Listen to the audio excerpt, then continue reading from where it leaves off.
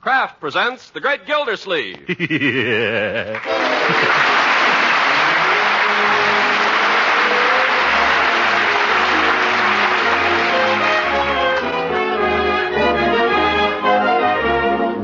The Kraft Cheese Company will also bring you Bing Crosby every Thursday night. Present each week at this time Harold Perry as The Great Gildersleeve, written by John Whedon. We'll hear from The Great Gildersleeve in just a moment. Well, Christmas is still a few days away, but I imagine in most of your homes the festivities have already started for the youngsters. Yes, with the kids on vacation, there are probably plenty of parties and occasions when friends drop in. And that calls for a well-filled cookie jar. Yes, and a big bowl of popcorn now and then. So here's a tip. For cookies that fairly melt in your mouth, try making them with parquet margarine for the shortening. You see, besides being grand for table use as a spread for bread and seasoning for hot vegetables, parquet, when used as a shortening, adds delicate extra flavor to all baked foods. Try parquet melted over popcorn, too, and just watch the youngsters go for it. Best of all, these Christmas treats aren't expensive when you use economical parquet. So get your holiday supply of parquet margarine tomorrow and surprise the youngsters with the best holiday cookies and popcorn they ever tasted. Just ask your dealer for parquet, P-A-R-K-A-Y, parquet margarine made by Kraft.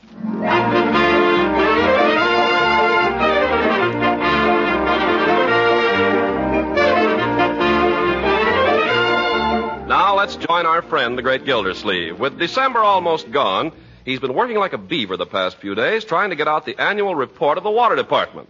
That's why we find him now in his office asleep at 9 o'clock in the morning with his head buried in the annual report and his arms sprawled across the blotter, while through his troubled dreams run thoughts of this happy holiday season. You simply must get at that Christmas card list, Uncle Mo. All right, Marjorie. Model airplane. That's all I want for Christmas, a model airplane. I know, Leroy, I know. How about that annual report, Mr. Gildersleeve? Right away, Miss Fitch. How many for Christmas dinner, Mr. Gildersleeve? Can't order till I know how many. Give me a chance, Bertie. Just because I'm giving you a present, Throckmorton, I don't want you to think you have to give me a present. Oh, Leela, I almost forgot. Have you bought the tree? Tree? Have you bought the mistletoe? Wait a minute. Have you forgotten anybody? Wait! Mr. Gildersleeve, What do you want? we regret to inform you that federal regulations require payment for all charge purchases on or before the 10th of the month. Oh, go away, all of you. Christmas, I hate it. Oh, Mr. Gildersleeve. Oh, my goodness, what's happened? Mr. Gildersleeve. He's still warm. Go away, go away. Wake up. Miss Fitch, let me see, where were we? Afraid I dozed a little there. Dear sir, read that back to me, will you? Mr. Gildersleeve, it's morning. Morning? Is there anything strange about that? Only that you slept here all night. I did? Oh, I must apologize, Miss Fitch. I'm afraid I need a shave. Oh, and the suit looks as if I'd slept in it. Oh, well, let's finish this report and get it over with, huh? But you haven't even had breakfast. Breakfast can wait, for once. Will you check these figures as I read them off? Yes, Mr. Gildersleeve. Thank you. Statement of financial status. Cash on hand, $386.52. Check. Accounts receivable, $2,873.38. Check. Interest, $139.10. Check. Marjorie, negligee and slippers. Leela Ransom, passion flower. There must be something wrong here. I think there must. Yes, I guess I must have got to thinking about something else during the night. Silly, wasn't it? Yes. Perhaps I should explain, Miss Fitch. I was thinking about my Christmas list. So I assumed. Yes. Perhaps I should explain further, Miss Fitch. Passion flower is the name of a perfume. I know. I use it exclusively myself. Oh, maybe I better give it a little more thought then. You know, Miss Fitch, I had the most awful dream last night. I don't wonder. Yes, I dreamed that I hadn't done a bit of Christmas shopping, which I haven't. But I also dreamed that it was the day before Christmas. I want to tell you I was frantic. Mr. Gildersleeve, I don't want to spoil your dream, but it is the day before Christmas. What? It can't be. But it is. What happened to all those other days? There's a whole week I've lost track of. You've been working too hard. You've been going around here in a fog. Oh, but I haven't bought a single present. I haven't had breakfast. Haven't even had a shave. Oh, this is really going to be one of my bad days.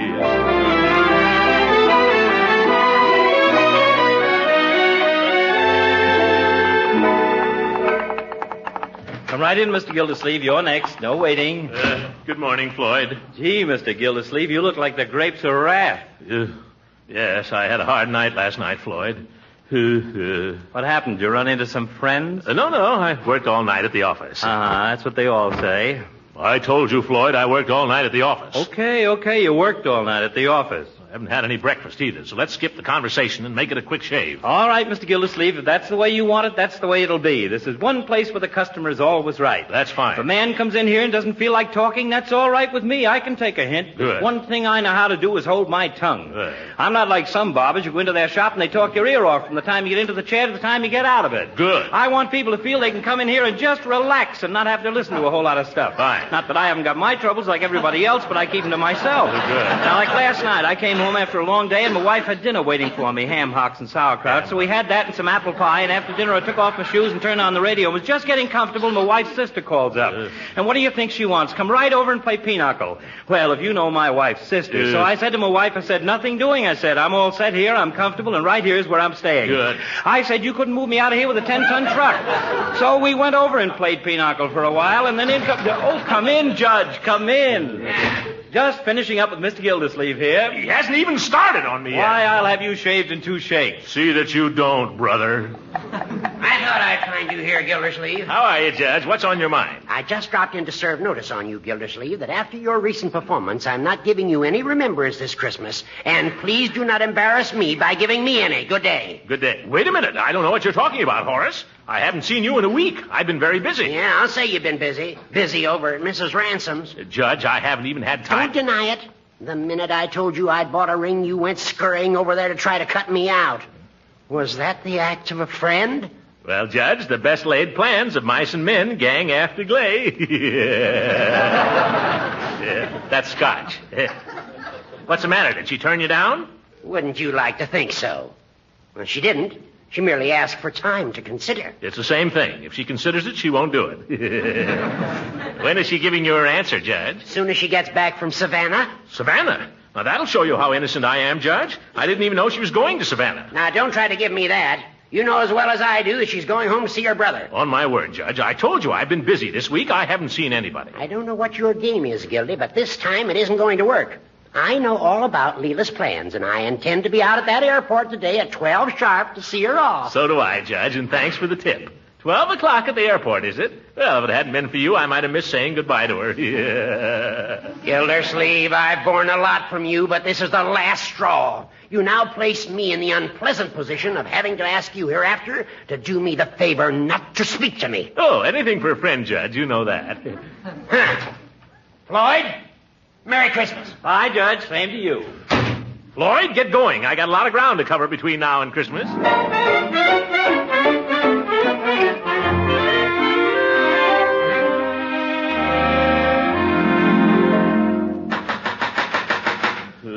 I wonder if I'm in time. I wonder if she's left yet.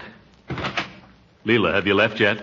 Well, of all people, Mr. Gildersleeve. Leela, why didn't you tell me you were going away? I didn't suppose you'd care whether I came or went after the way you treated me last Saturday. I can explain that, Leela. You see? Pray, don't bother. I'm hardly in the habit of having gentlemen run out on me without so much as a by your leave. Leela, let's talk this over. Aren't you going to invite me in? Well, if you're going to break my door down, I suppose I'll have to. Thanks. But I'm leaving right away. I've got all my bags packed, and I'm expecting a gentleman to call for me any minute. I know. Hooker. I'm not saying who it is, but he's more of a gentleman than you are. Leela, about last Saturday, Bertie came back unexpectedly, and I had to go down to the station to meet her. Did you ever come back? But Leela... Did I ever hear word from you all week? But I haven't had a minute. I've had to get out the annual report of the water department. And if you know what that means... I know what it means. It means you care more for your old waterworks than you do for me. All I can say is I'm glad I'm going away. Oh, now, Leela. I'm glad. I'm glad. Leela, don't be like that. Leela. Oh, help. Somebody help. Look, Leela, I bought you a present. You brought me a what? A present. A Christmas present. You see? It's got Santa Claus on it. You see, he's waving to you. Go on, wave to Leela, Santa. Oh, Throckmorton, you're such a fool. And you didn't forget, did you? Forget? How could I forget? After what happened the last time I saw you. What happened, Throckmorton? Don't you remember? Certainly. I just wanted to see whether you remember. By George, if there were any mistletoe around here, I'd show you whether I remember or not. Do you have to have mistletoe? Oh, gracious. It must be time to leave. Oh, Leela, don't go to Savannah. It's not patriotic to travel now. Oh, but I have to, Throckmorton. My only brother Marvin is leaving for the Navy. Oh. Leela, we haven't got any time to lose. Come in, George. Oh, you were so sweet to call for me, Judge. Not at all, not at all. A pleasure. My bag's already here, and I have a nice surprise for you. Throckmorton's coming to the airport with us. Yeah. Well, I hope he's got his car. I'm afraid there won't be room in mine. Tell the judge we wouldn't think of crowding him, Leela. You can come with me, and he can take the bags. Oh, yeah? Well, you tell Gildersleeve for me. Nonsense. Now, we can all ride in one car. We'll put the bags in back and all ride in the front seat. Leela, you either overestimate my seat or you underestimate Gildersleeve. All right, let him take the bags up front with him. You and I'll ride him back, Leela. Oh, no. Now, we're going to be late. Who's going to carry out my bag? I've got him. You have not. I got this one first. Now, let go. Boys! No fighting now, you hear? Good idea. Throckmorton gets to carry the suitcase and the hat box, and Horace gets the overnight case. Oh, Throckmorton gets everything. Say, don't forget your present, Leela. Oh, gracious, Throckmorton's present. Pick it up when you come, will you, Judge? This thing? Be careful of that, Hooker. Come on. The plane leaves in half an hour.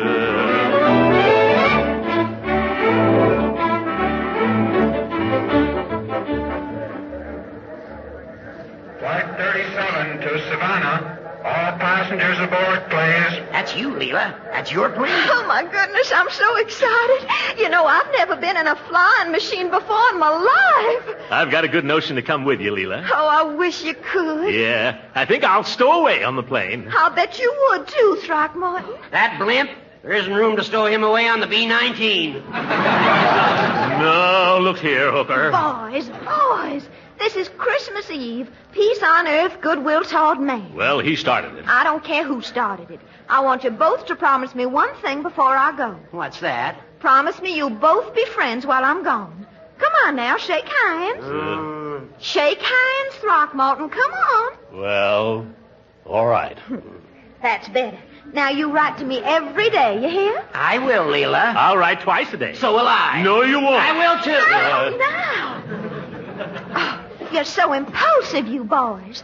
I want you to do me another favor. Anything you say, Leela. I want you both to spend Christmas together just thinking about me. Mrs. Ransom? Yes? We're holding the plane for you. For me? Oh, how nice. I'll be right along. Oh, my, isn't he handsome in his uniform and all? I wonder if he's going, too. Goodbye, Leela. Oh, goodbye, Throckmorton. I'll be waiting for your answer, Leela. My answer? Oh, yes.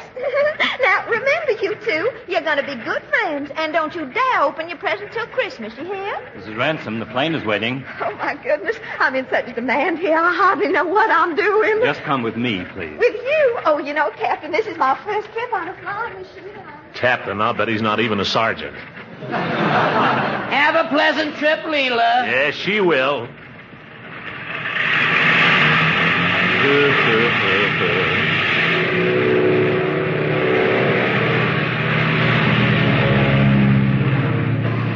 Well, there she goes. Yeah, she'll soon be 5,000 feet in the air. Yeah, that's right. Oh, dearie me. Now, isn't that too bad? What? Something I forgot to give her. Huh? Your Christmas present for Leela. I'm still carrying.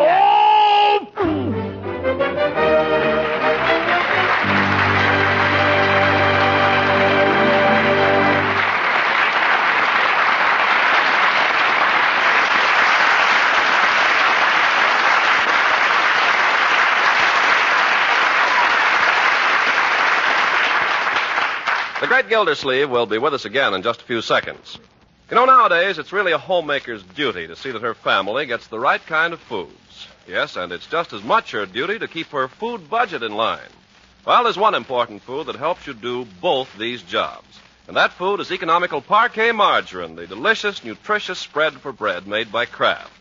Parquet margarine is one of the kinds of foods that our government recommends for good nutrition.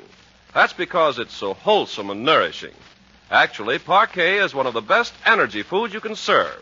What's more, every pound of Parquet margarine contains 9,000 units of vitamin A, making it a really dependable source of this important vitamin the year round. Economical Parquet, you know, is widely known as the margarine that tastes so deliciously good. So why not start serving it to your family tomorrow? Yes, tomorrow, sure. Ask your food dealer for Parquet, Parkay. Parquet, the delicious vegetable margarine made by Kraft.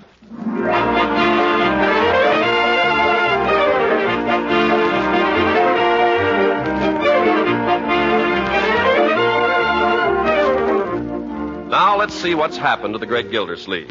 After a frantic 3-hour battle in Hogan Brothers department store, he bursts out of the store with his arms full of bundles and his hat over his ear. Christmas. There ought to be a law against Christmas. Oh, there, Gildersleeve. Merry Christmas. Merry Christmas, Dr. Pettibone.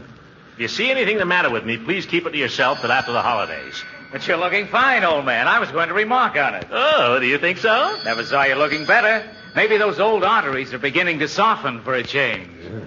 Pettibone, I'm in no mood for the humor of the dissection room. Oh, come, Gildersleeve. A cheery smile will do more for your digestion than all the Epsom salts in the world.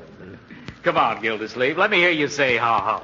Ha-ha. Oh. You can do better than that. Come on. Ha-ha-ha-ha. That's better. Yeah. That's enough now. That's fine. Just keep smiling, and your gastric juices will thank you. My goodness. Let me see now. I got a present for everybody except Judge Hooker. That's fine. Well, hi, George. It's beginning to feel like Christmas. Yeah. Hooker. Da-da-da-dee-da-dee-da. Well, I wonder if I should break down and get Hooker a present. After what he pulled on me this afternoon, I know, but maybe he really did forget to give Leela that package. After all, this is Christmas. No time to bear a grudge. He isn't going to give me a present, though. I heard him say so. Yeah, but you can't trust him, Gildersleeve. He's just sneaky enough to go and do it. I could give him a little present, not a very good one. I could stop in here and get him something kind of cheap at the drugstore. I think I will. I'm dreaming of a white Christmas just like you are. Oh, hello, Mr. Gildersleeve. Hello, Peavy. I didn't know that you were musically inclined, Peavy. Well, no, I wouldn't go so far as to say that. I do find myself humming a tune occasionally when I'm alone here in the shop. Oh, you know what they say. It's music makes the world go round. Or is it love? Did you ever listen to this fellow Crosby, Mr. Gildersleeve? Crosby? Oh, yes, yeah. Quite a singer. One of the best. As a matter of fact, I've been compared to him once. Well, I was. Usually I like to listen to him on Thursday night. So does Mrs. Peavy. Oh, Mrs. Peavy's a music lover, too. Oh, yes. As a matter of fact, one of the things I'm giving her for Christmas is an album of records. Selections by John Philip Sousa. Yes. He happened to be playing at the Steel Pier when we were on our honeymoon. Oh. Well, between Crosby and Sousa, you can't go wrong. Hey, maybe you can help me out, Peavy. I came here to find a Christmas present. Oh, something for a friend? Well, I don't know that he's a friend, but I got to get him something. Well, I dare say we can find something suitable, Mr. Gildersleeve. Now, let's see. It doesn't have to be too suitable. Well, what sort of thing does your friend like? He doesn't even have to like it. It just has to be a present. Well, that makes it rather difficult. If you could give me some idea. Well, I'll tell you. I'm buying it for Judge Hooker. Judge Hooker? Well, it's a small world, Mr. Gildersleeve. Oh, is it, Peavy? Would you believe it? Judge Hooker was in here not over an hour ago selecting a present for you. Oh, so this is the kind of place he comes to buy me presents, is it? I think you have a pleasant surprise in store for you, Mr. Gildersleeve. This gift is not the sort of thing you'd expect to find in a drugstore. I'd like to know anything you wouldn't expect to find in a drugstore. Tell me, Peavy, what did he buy me? Oh, well, no, I'm afraid I couldn't tell you that. Professional ethics, you know. But I want to know how good a present to buy him. At least you can tell me how much it cost. No, but I believe I can say without betraying any confidence that it was under $5. Good. Good. Now we're getting someplace. What have you got for an old goat that costs less than $5?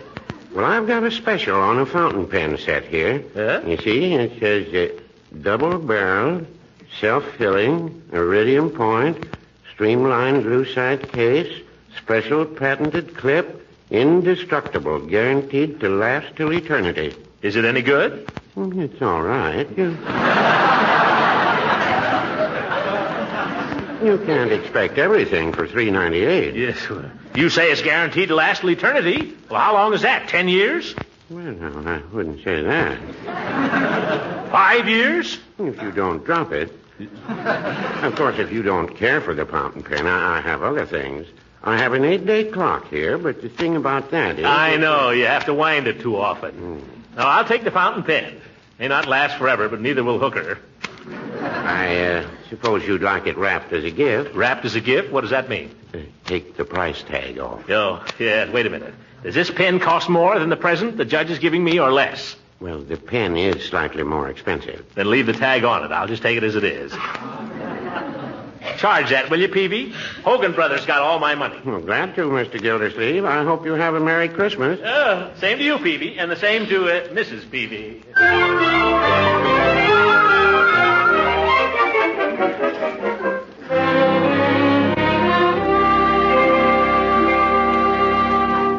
You know, Leroy, maybe it's this green bulb that's making the trouble. It do look a little tired. Why don't you unscrew the bulb and stick the screwdriver in there? Oh, never do that, my boy. You could blow out every fuse in the house. Besides, you can get a nasty shock that way. Well, that's what the electrician did when he fixed the lights last year. I saw him. Well, those electrician fellows are immune to electricity. Let me have that other bulb there, will you, Bertie? Yes, sir.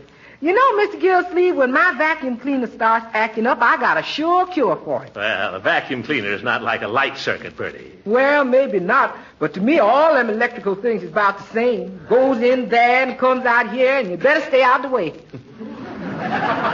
Well, the trouble here doesn't appear to be the green bulb. What is your cure, Bertie? Well, sir, I pull the plug out, and I turn it around, and I shake the bag 3 times and put the plug back. It ain't never failed yet. Well, we've tried everything else. Yes, I can remember when we didn't bother with these electrical gadgets on Christmas trees. We just used candles. Set the house on fire every year, but it was a lot simpler. Go ahead and let's try your system, Bertie. All right. Stand back, Leroy. Now, pull the plug, turn it around, shake the cord. 1, 2, 3. Put the plug back. Well, I'll be. Bertie, you're a genius. Marjorie, come on in and see the beautiful tree. Oh, it's beautiful. Let's turn off all the other lights and see how it looks. Hey, that's super. Oh, it's lovely. Isn't it, Uncle Mort? Yes, it is. It's lovely. That's the prettiest tree I ever saw in my life. Reminds me of the World's Fair. Well, it's not as big a tree as we've had other years, but when you think of all the people who aren't going to have any Christmas tree at all this year. You know what gets me? Every year, Uncle Mort says, well, don't expect much this year, kids. We're going to have to cut down and just have a very small Christmas. I know. And every year seems like there's more presents than ever. Oh, Uncle Mort, you've been so good to us. You've been like Santa Claus and Daddy and our favorite uncle, all rolled into one. Yeah, you're a swell, Unc. Now. I made some of them Christmas cookies special for you, Mr. Gildersleeve. Shall I bring them in? Well, I can't think of a better time for Christmas cookies than right now, Bertie. I'll go get them. Yeah, cookies. I think I'm going to like this Christmas. Hey, Unc, can we open just one present, can we, huh? Well, don't you think you ought to wait till Christmas, my boy? Oh, but you always let us open just one. I'll pick a little one. Well, all right then. Just a little one. Come on, Marge. You pick one of yours and I'll pick one of mine. Now, let's see what you got first. Gee, thanks, Unc. A war bond. Just what I needed. Not what you needed, maybe, but what the country needed. I know it may be something of a disappointment to you. No, I think it's swell. I don't care if I didn't get a Model P-47 with a motor in it. Well, it may mean that somebody else will get a real P-47 with a real motor in it. You have to think of that, my boy. Yeah, I just wish I was the fellow who's going to fly it, that's all. Open yours, Marge. Let's see what you got. I think I know. Is it, Uncle Mort? Well, you open it and see. You remembered. What you got there, Miss Marjorie? Every year he gives me one. Listen. Oh, it's a darling one. I love music boxes, and I love Christmas. Merry Christmas, Uncle Mort.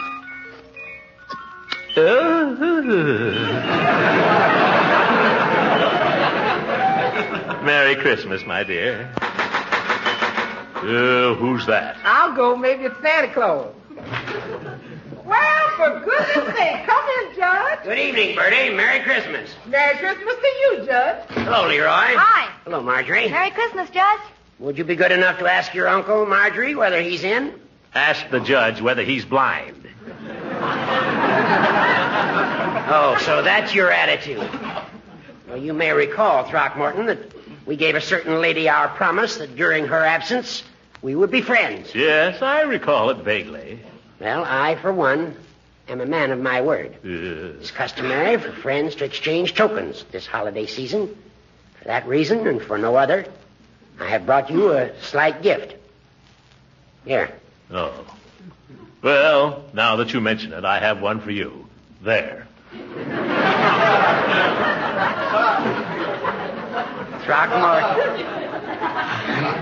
Throckmorton. You old son of a gun. Yeah. Horace, you old goat, you. Merry Christmas. Merry Christmas.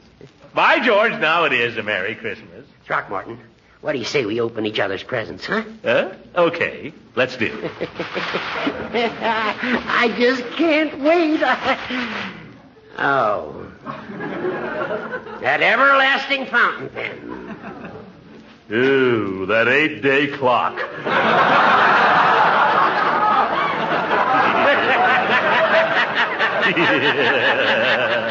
Throckmorton, I think Brother Peavy unloaded something on us. Well, now, I wouldn't say that.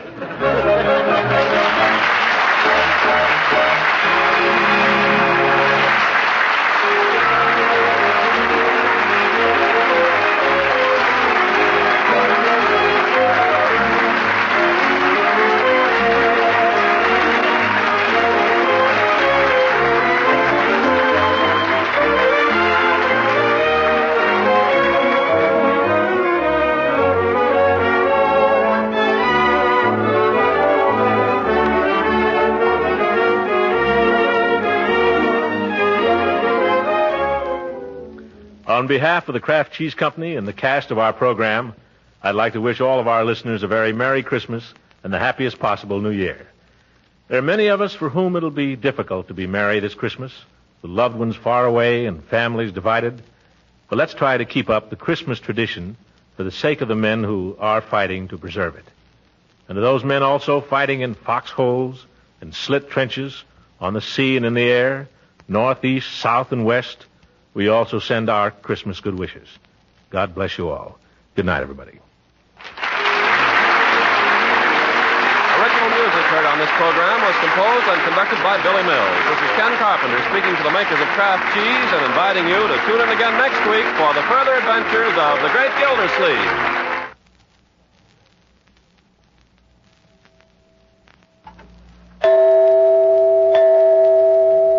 You lovers of macaroni and cheese will get a thrill out of the new-fashioned way of making this grand dish with Kraft Dinner. A package of Kraft Dinner contains special macaroni which cooks up fluffy and tender in just 7 minutes. And the Kraft Dinner package also contains some Kraft Grated, which supplies the grand cheese flavor. You just boil the Kraft Dinner macaroni for 7 minutes, drain it, and stir in the Kraft Grated. Your macaroni and cheese is ready to serve. Now, because Kraft Dinner is so simple to make, so good and so economical, it has become tremendously popular throughout the country. So popular, in fact, that sometime a dealer's supply is exhausted by the end of the week. You can help your dealer and yourself, too, by ordering Kraft Dinner early in the week.